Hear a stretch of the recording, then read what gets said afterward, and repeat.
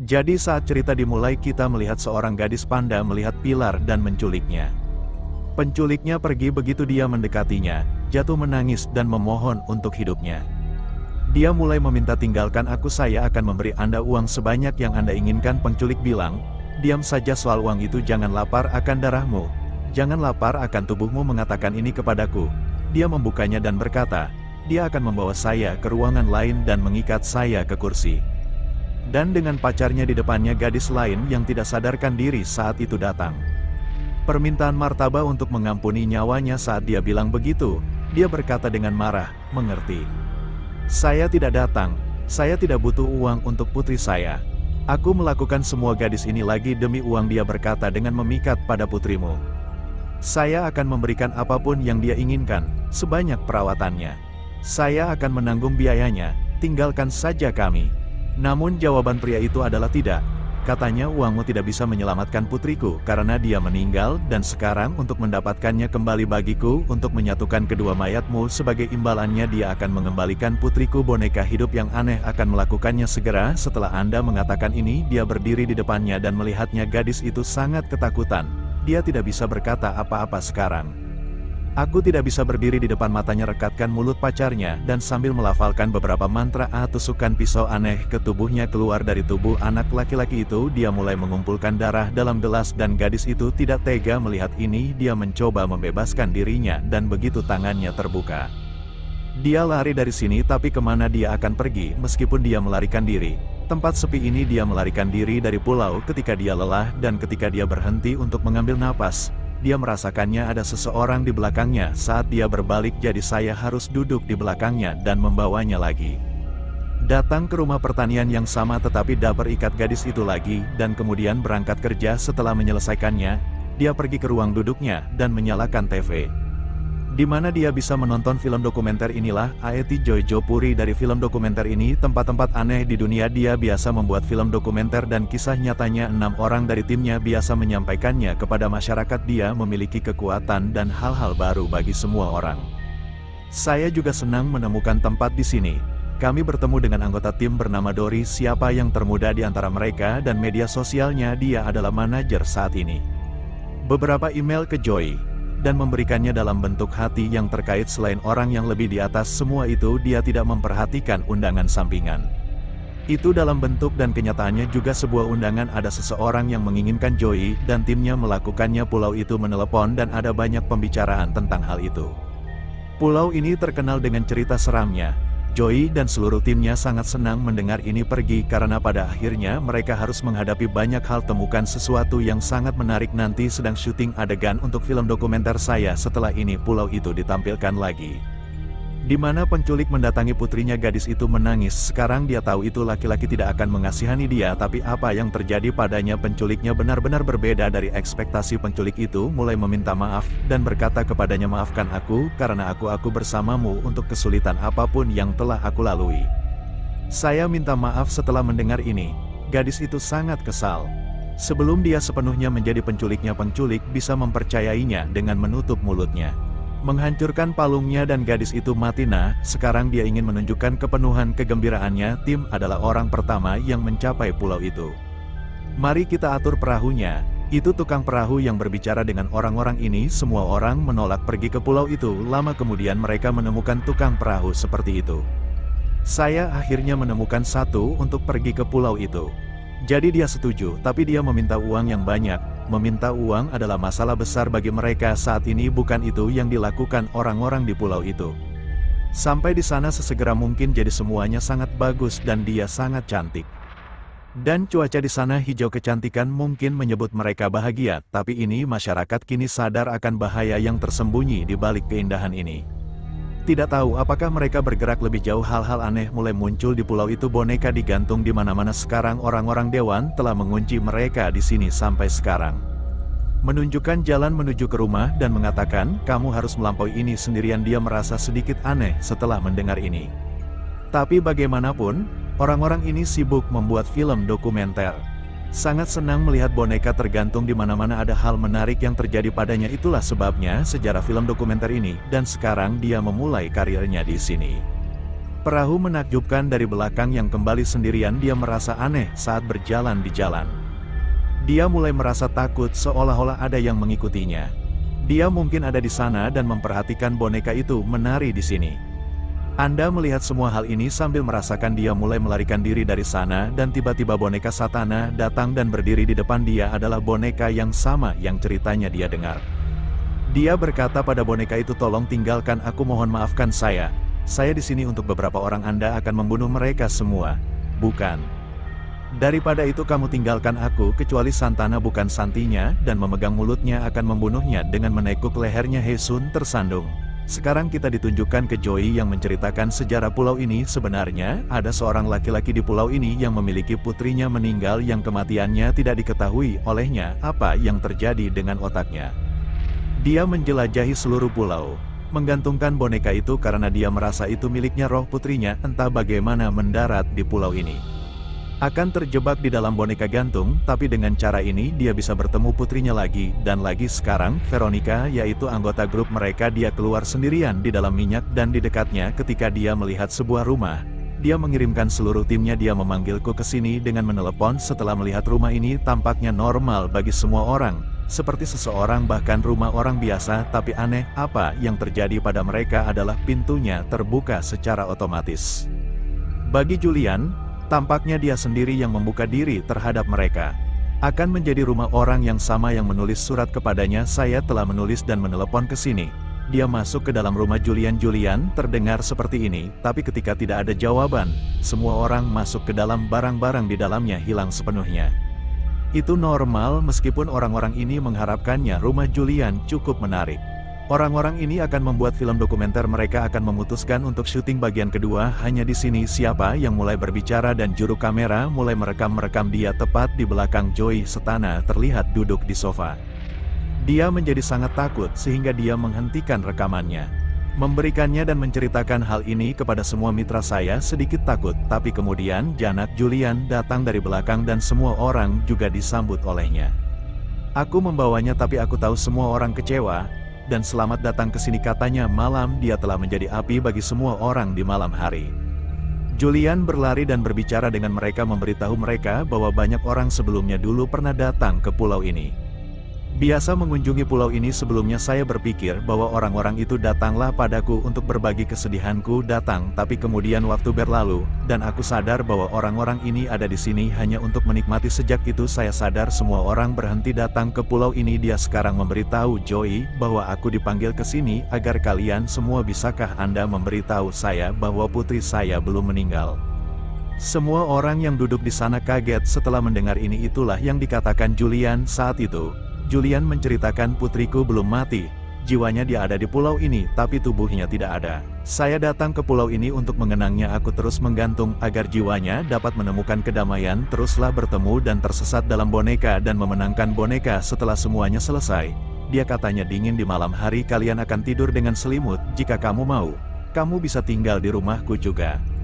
Bisa, tapi semua orang ini menolak dan Yo menyebutnya sebagai malam. "Kita harus membeli beberapa celana pendek seperti ini." Pada saat itu, "Aku tidak peduli. Jika kamu diganggu, Emi tidak akan ada masalah di tenda." Julian pulang ke rumah. Semua ini pergi ke tenda masing-masing. Sambil dari jumlah tersebut, pasangan itu tinggal di rumah pertanian terdekat. Pergi ke ruang bawah tanah untuk bermalam. Sekarang orang-orang ini tidak bisa tidur di sini. Mereka mendengar suara seseorang tertawa dari luar. Awalnya mereka mengira Veronica dan Partai Konservatif mungkin melecehkan mereka. Tapi lalu tiba-tiba dia muncul di hadapan mereka dan beberapa orang dari mereka bahkan sebelum berpikir, Satana menyerang pria itu. "Pak, dia diserang dan dibunuh oleh istrinya karena takut." Jeritan dan keparat di detik berikutnya. Verona juga melakukan semua pekerjaan untuknya dan Dory melanjutkan kunjungan ke Time Island, di mana di pulau tersebut mereka mendapat banyak sekali boneka terlihat.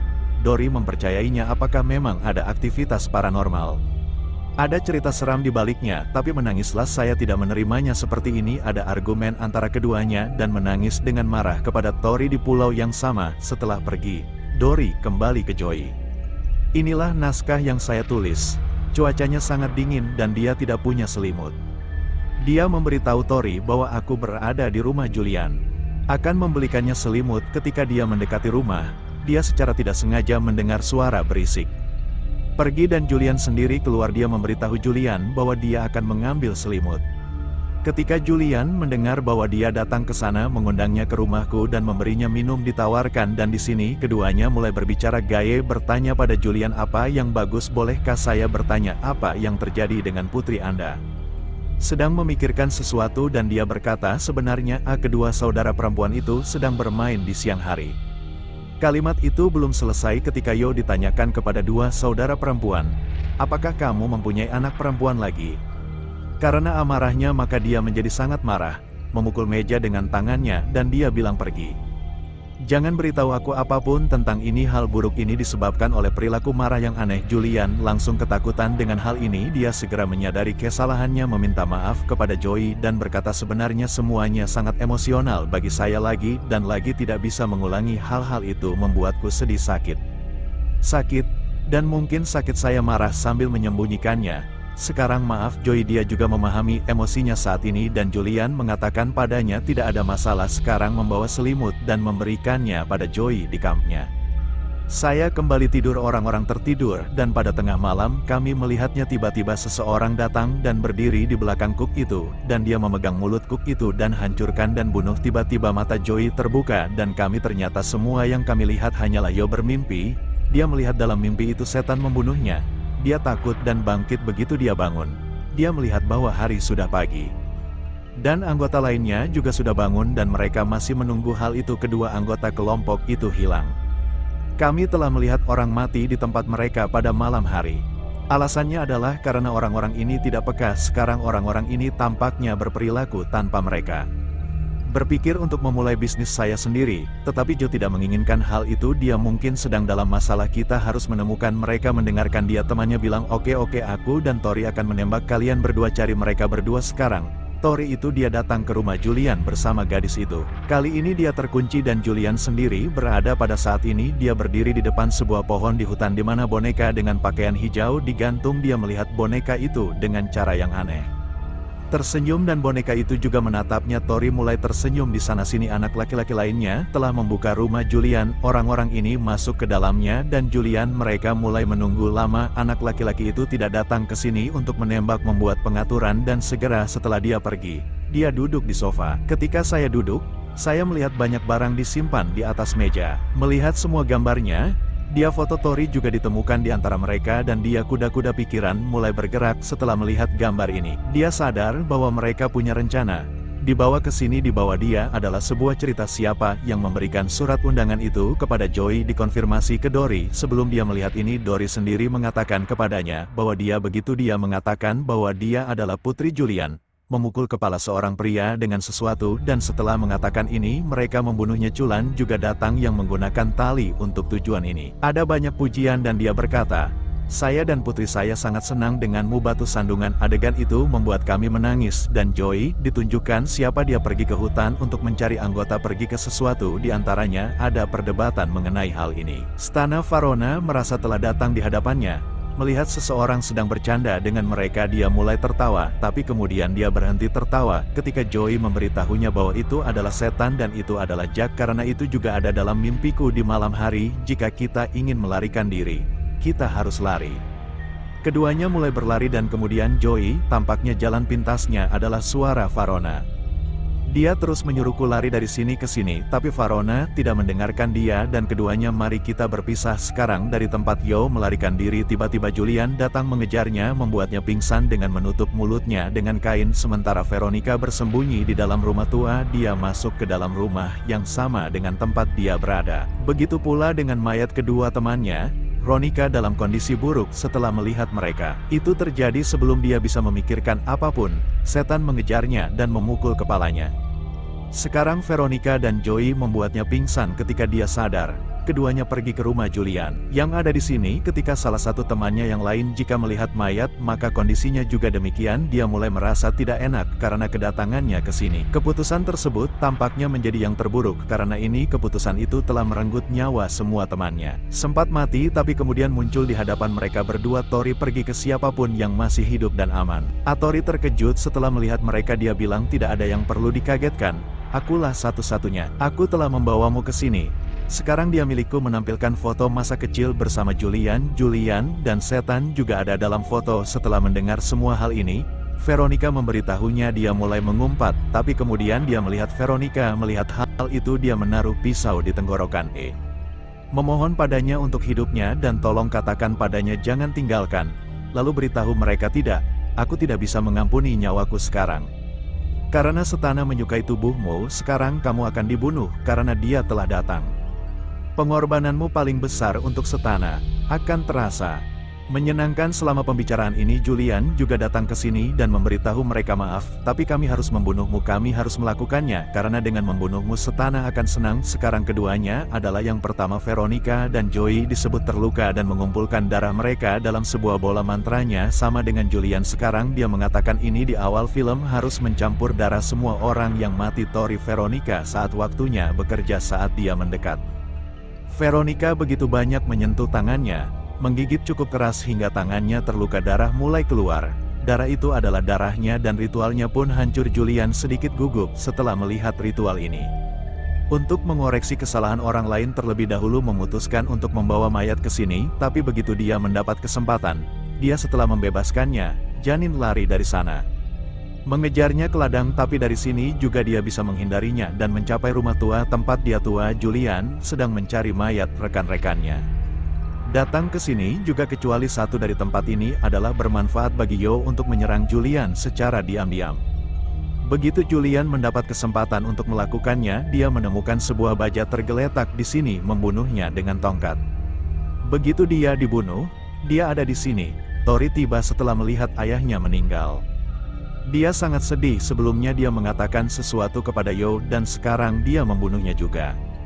Menangis sedih karena dia tahu semua itu tidak dia lakukan sendiri, melainkan hal itu dilakukan oleh kekuatan jahat. Dia masih memikirkan semua ini ketika tiba-tiba Setana datang di depannya dan Setana mencengkeram lehernya, lalu membunuhnya. Santana menyelesaikan ritualnya dan semuanya dengan mencampurkan darah manusia dan menjadi satu. Ceritanya berubah di dalam tubuh manusia. Pada akhirnya terlihat bahwa Setana sekarang Zo tinggal sendirian di pulau ini dan seluruh timnya telah terbunuh. Santana dan orang-orang yang tidak bersalah seperti Joey menunggu sehingga dia nakal. Harapan mungkin menjadi kenyataan dan hanya dengan mengatakan ini ceritanya berakhir di sini.